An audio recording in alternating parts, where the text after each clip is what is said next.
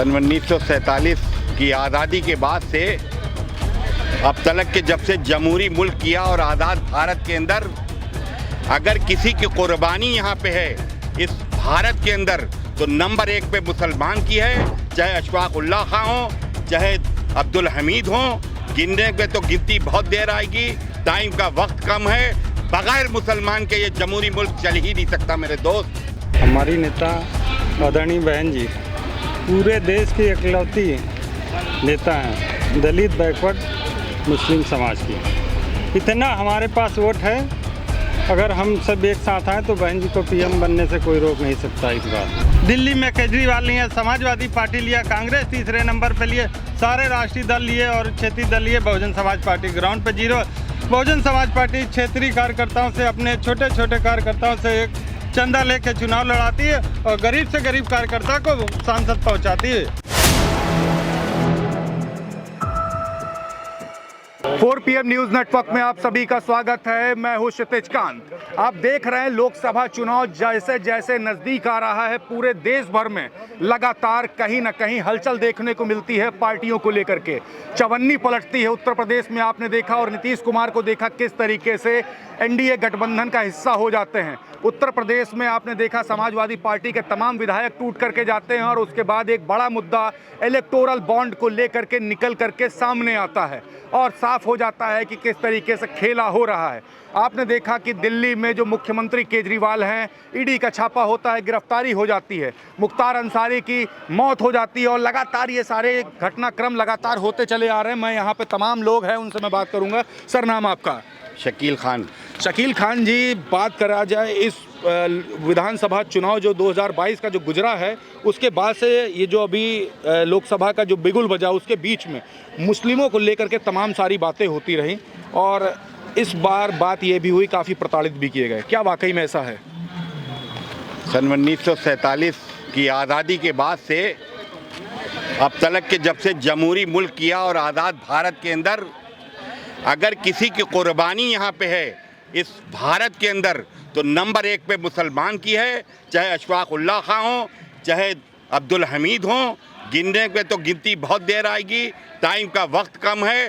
बगैर मुसलमान के ये जमहूरी मुल्क चल ही नहीं सकता मेरे दोस्त। आपने बात तो कर दी, लेकिन कहाँ बात होती है? हर घर भगवा लहराने की बात करी जाती है, हिंदू राष्ट्र की बात करी जाती है। कैसे इसको टैकल करेंगे? जुमा 8 दिन है ये अगवा और भगवा। बहन मायावती ने जो स्टैंड लिया है, जो कदम उठाया है, इंशाअल्लाह ताला 2024 के अंदर बहना मुख्यमंत्री बनेगी और उसका राइट हैंड बहना हमारी प्रधानमंत्री के रूप में देखी जाएंगी। और हम लोग एक एक मुस्लिम समाज का वोट, खाली वोट का रास्ता देख रहे हैं। इतने बड़े पैमाने पे कभी भी मुस्लिम ने वोट नहीं दिया होगा जिसमें देने जा रहा है मुसलमान। क्यों? क्योंकि हमारी बहना के साथ बड़ा धोखा किया गया गठबंधन कर करके। इस बार ताकत के सहारे, हिंदू मुसलमान के सहारे, तेली तमोली धोबी धानुक गरड़िया बरई सब के सहारे इंशाअल्लाह ताला बहना 1 नंबर पे आ रही हैं और बहुजन समाज पार्टी का परचम लहराने जा रहा है। आप तो बहन मायावती की बात कर दी है, उधर भतीजे का क्या हो? तो पीडीए को लेकर के आगे चल रहे हैं, पीडीए के फार्मूले को। और दूसरी बात, विधानसभा चुनाव होता है तो उसमें बात होती है कि मुस्लिम वोट बैंक तो समाजवादी पार्टी में जा रहा है। आप तो बसपा की बात कर रहे हैं। कहीं मुस्लिम समाज नहीं जा रहा है। मुस्लिम समाज को अगर कहीं पे आसानी से विधायक या बड़ी भारत की सबसे बड़ी जमात के अंदर जाने का काम अगर कोई करती हैं तो बहन मायावती करती हैं। आप कहीं पे देख लीजिए, अगर मुस्लिम समाज को सबसे ज़्यादा वोट देने का काम, टिकट देने का काम किया है तो बहन कुमारी मायावती और बहुजन समाज पार्टी के अंदर दिया गया है। अभी भी जो लोकसभा का चुनाव आया है, लिस्ट में क्वांटिटी ऑफ टिकट जो मिले हैं सबसे ज़्यादा मुसलमान को दिए हैं। मुसलमानों की रहनुमा अगर कोई है तो वो बहन कुमारी मायावती है। तो इस बार काफ़ी बड़ा नुकसान होने वाला है बाकी गठबंधन का। एक प्रश्न आपसे लूँगा, इलेक्टोरल बॉन्ड को लेकर के जो तमाम सारी जो बातें हो रही हैं, उस पर आप लोग का क्या स्टैंड है और क्या करने वाले हैं इस बार? हम लोग तो देखिए सीधे सीधे बहुजन समाज पार्टी को वोट करने वाले हैं। अब की पूरा मुसलमानों का मूड बन चुका है और कोई पार्टी इस लायक है नहीं जो हम लोग का लड़ाई लड़ सके। और एक बहुजन समाज पार्टी हमारी माननीय बहन जी है, वही लड़ सकती है, बाकी कोई नहीं लड़ सकता। तो खुला समर्थन मायावती कर रहे हैं आप? जी, बहन जी का खुला समर्थन है, बहुजन समाज पार्टी का हर हाल में समर्थन रहेगा सारे मुसलमानों का। सारे मुस्लिमों। आपका नाम सर? मेरा नाम एडवोकेट अमित कुमार सिंह है। अमित कुमार जी, मायावती तो एकला चलो फॉर्मूले पे चल रही हैं, क्या कर पाएंगे? क्योंकि इंडिया गठबंधन एक तरफ एनडीए गठबंधन एक काफ़ी पार्टियों का समूह है जिससे मायावती फाइट करने जा रही हैं, क्या दिख रहा है आपको? देखिए, हमारी नेता आदरणीय बहन जी पूरे देश की इकलौती नेता हैं दलित बैकवर्ड मुस्लिम समाज की। इतना हमारे पास वोट है, अगर हम सब एक साथ आए तो बहन जी को पीएम बनने से कोई रोक नहीं सकता इस बार 2024 में। नहीं, मायावती तो अकेले लड़ने की बात कर रही हैं और बात ये हो रही कि एक बड़ी टक्कर देने जा रही है और सभी की नज़र, दोनों गठबंधन की नज़र मायावती पर ही रही। और अब सभी समर्थक धीरे धीरे निकल करके बाहर आ रहे हैं, मायावती को दिखा रहे हैं कि देख लो हम भी हैं और इस बार की जो लड़ाई है वो काफ़ी टक्कर की होने वाली है। अंदर क्या देख रहे हैं, अंदर के माहौल के बारे में बताइए, क्योंकि आप लोग तो जानते होंगे। देखिए, बहुजन समाज पार्टी से आदरणीय बहन कुमारी मायावती जी से पूरे भारत के अन्य राजनीतिक दल सीखते हैं। बहन जी किसी के सहारे नहीं रहती। बहन जी सदैव, अभी लोकसभा चुनाव तो अकेले लड़ी 2000 इसमें सात में नहीं, जो इससे पहले चुनाव हुआ है 14 नहीं जी 19 में 2019 का लोकसभा चुनाव जी। लोकसभा जो हुआ तो वो तो गठबंधन में हुआ था। अभी जो हमारा विधानसभा चुनाव हुआ उसमें भी आदरणीय बहन जी हमारी, देखिए, साथ में अकेले हमारी पार्टी चुनाव लड़ी थी और हमारी बहुमत की सरकार बनी, माननीय बहन जी हमारी मुख्यमंत्री बनी, और अब की फिर वही हाल होगा। सारी पार्टियां लड़ती रहेंगी, हम सीधे से निकल जाएंगे, क्योंकि रास्ता क्लियर दिख रहा है। रास्ता क्लियर है, पूरा सारे समाज हम लोग के साथ में है, मुसलमान सारे समाज के लोग हम लोग के साथ में। अच्छा, और साथ में भी हमारे साथ थे, तो हमारी माननीय बहन जी मुख्यमंत्री बन गई चौथी बार। आपकी देखिएगा प्रधानमंत्री का बिल्कुल बनाने का वो है। अच्छा, एक बात की जाए, दलित समुदाय की सबसे बड़ी नेता मानी जाती है मायावती। सबसे ज़्यादा अगर परेशानी रही है दलित समुदाय को इस सरकार में, वो किन किन चीज़ों की रही, किस चीज़ों से परेशान रहा है? सारी चीज़ों की रही, जैसे कि नौकरी है, खाने पीने के साधन, जैसे आवास है, आवास आरक्षण खत्म किया जा रहा है। स्कूल में जो है उनको जगह नहीं दी जाती बैठने की, हमारे दलित समाज को आरक्षण समाप्त कर दिया गया हमारा जी। जो इस भारत सरकार जब से प्रधानमंत्री मोदी जी आए, हमारे बच्चों को चाहे यूनिवर्सिटी हो चाहे इंटर कॉलेज में जो मुफ्त शिक्षा मिल रही थी वो सब समाप्त कर दिया गया। सबसे बड़ा तो हमारे कुटाराघात इन्होंने शिक्षा पे सबसे ज़्यादा अगर किया है तो शिक्षा पे इन्होंने मोदी जी ने किया है हमारे। इस बार बिल्कुल क्लियर सफाया करने जा रहे हैं भाजपा का।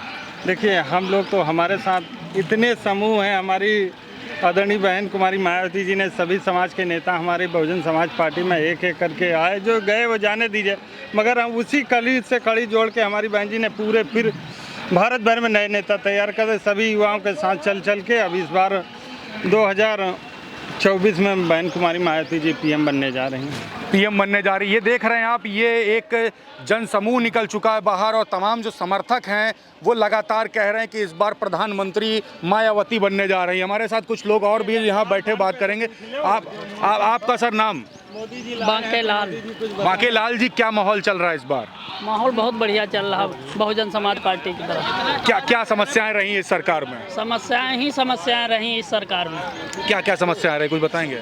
समस्याएं रही, चाहे न्यायिक समस्या है, व्यवसायिक समस्या है, शिक्षा समस्या है, सारी समस्याएं इस सरकार में रही। संभाल नहीं पाई भाजपा? बिल्कुल नहीं संभाल पाई। निश्चित वर्ग के लिए वो सरकार है, बाकी किसी के लिए सरकार नहीं। एक निश्चित वर्ग के लिए, ये देखिए सभी में एक चीज़ दर्द रहता है कि एक निश्चित वर्ग के लिए सरकार रहती है। इलेक्टोरल बॉन्ड एक बड़ा मुद्दा बना हुआ है, पाकिस्तान से फंड लिया गया, सरकार ने लिया, ये आरोप लगे, बीफ बेचने वाली कंपनियों से लिया, ये आरोप लगे, और अभी जो शराब घोटाले में जिसमें मुख्यमंत्री केजरीवाल अंदर गए हैं, जो कंपनी से जो पैसे के जो ट्रांसफ़र की बात हो रही है उससे भी बॉन्ड लिए गए हैं, पैसा लिया गया है, फंड लिया गया है।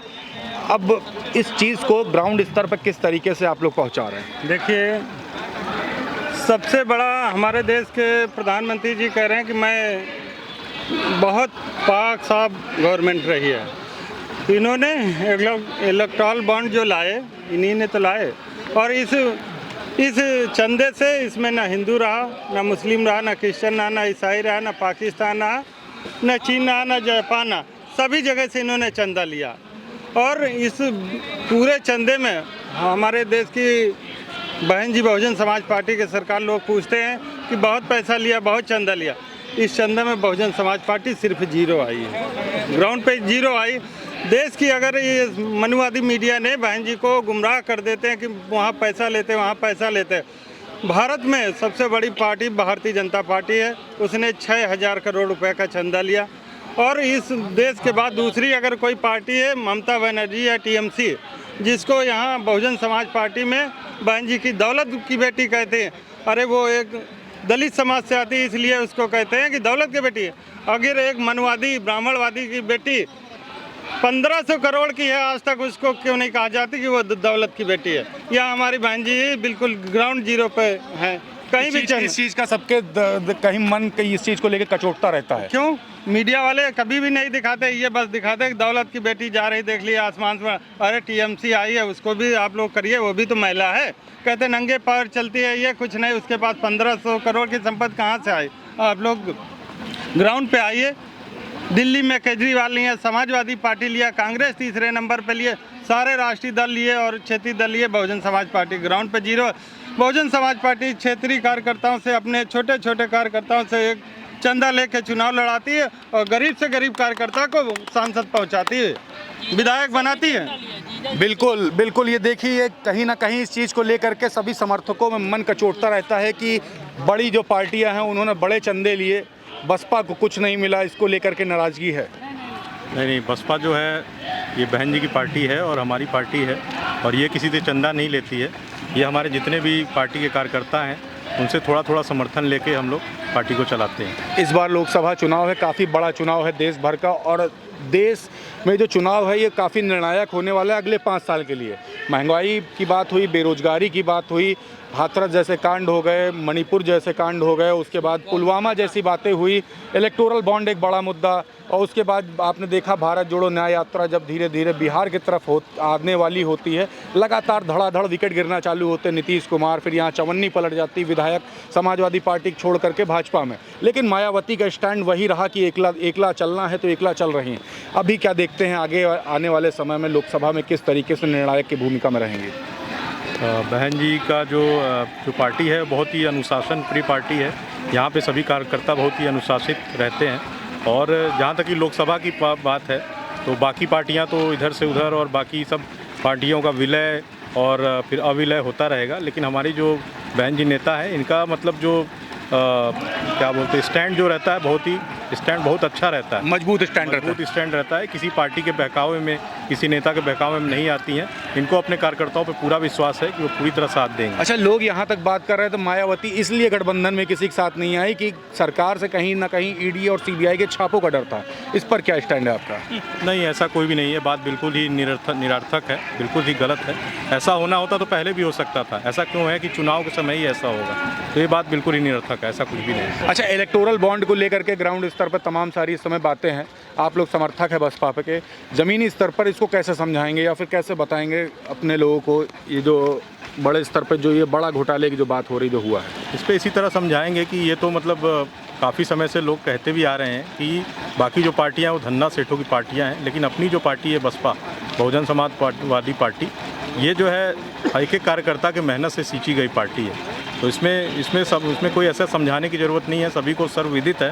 और यहाँ तक कि अब तो मीडिया में भी आ रहा है कि बाकी सब पार्टियों ने कितना पैसा लेके उद्योगपतियों से उस पार्टियों को बनाया है, और वो अंत में क्या होगा कि जब वो पार्टियां सत्ता में आएंगी तो उद्योगपतियों का ही काम करेंगी। लेकिन ये बहन जी की जो पार्टी है ये एक एक कार्यकर्ता की पार्टी है, और इसमें हमेशा कार्यकर्ता के ही भला होगा। बिल्कुल, तो ये सभी समर्थक हैं और ये वो लोग हैं जो ग्राउंड स्तर पर कोर टीम के तरीके से मायावती की वर्क करते हैं। और जो बातें जो मैंने करी स्टार्टिंग में कि किस तरीके से जैसे जैसे लोकसभा चुनाव नज़दीक आता गया, वैसे आपने देखा किस तरीके से सभी पार्टियां धीरे धीरे पलट करके एनडीए गठबंधन की तरफ जाती रहीं, और दूसरी तरफ मायावती का वही स्टैंड जो स्टार्टिंग में था वही स्टैंड आज भी है। मायावती अकेले चुनाव लड़ने की बात कर रही हैं और लोकसभा चुनाव में एक निर्णायक भूमिका में रहने वाली हैं, ये भी बात हो रही है।